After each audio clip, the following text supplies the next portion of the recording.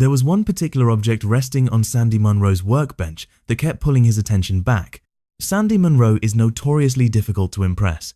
For decades, he has built his reputation by dismantling vehicles from the world's largest automakers, Ford, General Motors, Toyota, taking apart every assembly, measuring every component, and giving direct, unfiltered opinions on what is engineered well, what falls short, and what unnecessarily drives up cost.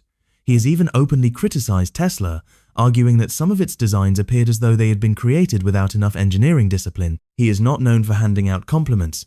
This time, however, his reaction was different. As he sliced open the component, he paused. He studied the interior carefully. Then he leaned in for another look. The material surrounding the spinning rotor was nothing like he had anticipated. It was not conventional steel. It was not a typical industrial alloy. Instead, it was carbon fiber, densely wound, specially heat-treated, and strengthened to an extraordinary level, so much so that Munro described it as scary. It was an electric motor, but it was far from ordinary. At some point inside Tesla's engineering organization, a team had been assigned what sounded like a straightforward challenge: create a motor affordable enough to be installed in millions of vehicles. The solution they produced overturned a design principle that had shaped the electric vehicle industry for years, a compromise that engineers, technology executives, and industry analysts had long accepted as an unavoidable engineering reality. It accelerates faster than machines that cost 10 times more, it operates more efficiently than anything else in its class. And it is so difficult to copy that some analysts believe competitors could need nearly a decade just to catch up.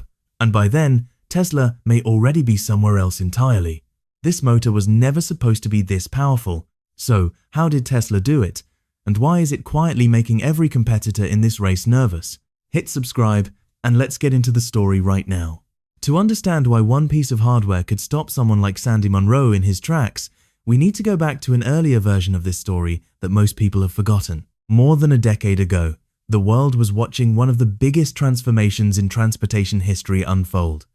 Electric vehicles were not simply introducing a new type of car, they were changing the direction of the entire global auto industry. And one name kept appearing at the front of that race: Tesla. But here's the part most people overlook. In the beginning, almost nobody believed Tesla would be able to stay there for long. Think back to the landscape at the time. Well, they're all very difficult technology challenges. But the overall goal of my companies is to maximize the future of civilization. Like, basically maximize the probability that civilization has a great future. Tesla looked ambitious, innovative, exciting, and also dangerously fragile next to giants like Ford, General Motors, Toyota, and Volkswagen, companies that had spent generations building enormous factories, mastering precision manufacturing, and weaving together global production networks. Tesla looked small and inexperienced. The smart money believed it was only a matter of time before the legacy giants caught up and pushed the newcomer aside. And honestly, for a while, it looked like that might actually happen. The competition became sharper. So ultimately, we can have a fully sustainable energy economy, and it's those three things: solar, wind, stationary battery packs, and electric vehicles. Electric vehicles from rival brands became more attractive, more reliable, and more practical for everyday life. Battery performance improved much faster than many people expected. Elon Musk had painted a simple but enormous vision: solar power, wind power, battery storage, and electric vehicles. Three things that could create a fully sustainable energy economy. But drawing the vision was one thing. Proving it inside one of the most brutal industries in the world was something entirely different. Some analysts began openly predicting that Tesla's advantage would slowly disappear. The story practically wrote itself. The underdog had its moment in the spotlight, and now the giants would take back the road. Then something unexpected happened. Tesla introduced a breakthrough that quietly changed the pressure inside the entire industry. It was not a new vehicle design, it was not a larger battery, it was not a software update, it was a motor. And the engineers who took it apart came to the same unsettling conclusion. Tesla was not simply leading, it had stepped into territory most competitors could not reach. The scariest part was not how powerful it was or how efficient it was, the scariest part was how hard it would be to copy. To understand why this motor made the industry shudder, you first have to accept a harsh truth about electric vehicle engineering. The laws of physics are extremely difficult to beat, and for a long time, the entire industry had basically surrendered to them. For years, automakers around the world believed they were trapped in a painful trade-off. An electric vehicle could be incredibly fast and powerful, or it could be efficient and travel a long distance on one charge. Doing both at the same time seemed almost impossible. Engineers sat in meeting rooms and shrugged.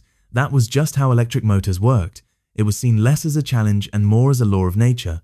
Think about why. Whenever engineers made electric vehicles more powerful, those vehicles became heavier, overheated faster, wasted more energy, and needed huge cooling systems just to survive. Build for efficiency instead, and the vehicle felt boring, lacking the violent acceleration drivers wanted. The trade-off was accepted as unavoidable. Most companies decided physics had drawn the line, so they stopped trying to push it and optimized around the edges, calling that progress. Tesla refused to accept that line. Instead of working within the old approach, Tesla's engineers went looking for a completely different path, and after years of research, they built one of the most advanced electric drive units ever placed in a consumer vehicle. At the center of it was something that sounds simple but is incredibly difficult to perfect: a carbon fiber wrapped rotor. We're going to show you the motor. In fact, you might have had a chance to see the drive unit. I mean, this is really an amazing work of engineering. This was the detail Sandy Munro kept coming back to, the part that stopped him at his desk. Why does it matter so much? Let me explain it as simply as possible. Inside every electric motor is a spinning component called a rotor. During operation, it rotates at unbelievable speeds. As that speed rises, the forces inside become violent. The faster the rotor spins, the more it behaves as if it is trying to tear itself apart from the inside. Most traditional rotors cannot handle that. They deform, they come apart, they basically cook themselves into scrap metal. Tesla found a way around that by wrapping the rotor in carbon fiber, a material known for being incredibly strong while remaining surprisingly lightweight. That wrapping acts like armor, holding the rotor together under enormous pressure. It is the same kind of material trusted in race cars and aerospace, now being used for one of the harshest jobs inside an entire vehicle. And this was one of the first times anyone had done it in a mass-produced electric vehicle. The result was remarkable. This carbon fiber-wrapped drive unit can spin at more than 20,000 revolutions per minute, a level that is almost unheard of in ordinary vehicles. Speeds like that are usually associated with specialized industrial machines, not luxury sedans sitting in your garage. 20,000 revolutions per minute in a car you can use to drive your kids to school. Let that sink in for a second. But raw speed was not the real breakthrough. What made this design revolutionary was the control and stability it maintained at those extreme speeds. The carbon wrapping tamed vibrations and kept the rotor balanced, and that stability sharpened its magnetic performance, allowing more electrical energy to become actual motion instead of escaping as heat. That is the part quietly destroying competitors. In a typical motor, a large portion of the energy pulled from the battery gets lost as heat, noise, and vibration. Tesla found a way to recover much of that. More battery power moves the vehicle. Less battery power gets wasted. The same battery gives you more range, more speed, and less heat. That kind of win does not stay inside one product. It multiplies across every Tesla vehicle built from this point forward.